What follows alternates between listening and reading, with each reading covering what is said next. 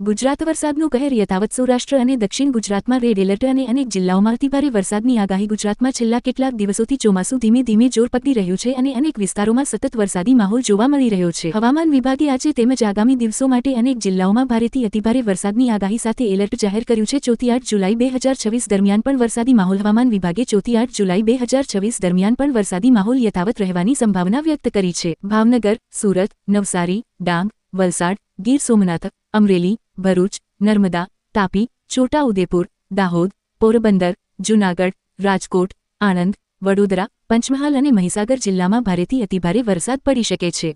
જ્યારે કચ્છ, મોરબી, જામનગર, દેવભૂમિ દ્વારકા, બોટાદ, સુરેન્દ્રનગર, અમદાવાદ, ગાંધીનગર, મહેસાણા, પાટણ, વાવ, થરાદ, બનાસકાંઠા, સાબરકાંઠા, અરવલ્લી અને ખેડા જિલ્લામાં હળવોથી મધ્યમ વરસાદ થવાની શક્યતા વ્યક્ત કરવામાં આવી છે. તેથી આગામી કેટલાક દિવસો સુધી રાજ્યના અનેક વિસ્તારોમાં વરસાદી વાતાવરણ યથાવત રહેવાની સંભાવના છે. દક્ષિણ પશ્ચિમ ચોમાસું રાજ્યમાં સતત આગળ વધી રહ્યું છે.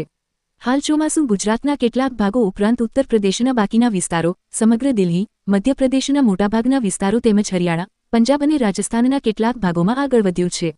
ચોમાસાની ઉત્તરીય મર્યાદા પોરબંદર, વલ્લભ વિદ્યાનગર, નીમચ, ટોંક, ભિવાની અને ભટિંડા વિસ્તારમાંથી પસાર થઈ રહી છે. હવામાન વિભાગના જણાવ્યા અનુસાર આગામી 2 થી 3 દિવસ દરમિયાન ઉત્તર અરબી સમુદ્રના કેટલાક ભાગો, સમગ્ર ગુજરાત તેમજ મધ્યપ્રદેશ, હરિયાણા, પંજાબ અને રાજસ્થાનના વધુ વિસ્તારોમાં દક્ષિણ પશ્ચિમ ચોમાસાના આગળ વધવા માટે પરિસ્થિતિ અનુકૂળ બની રહી છે.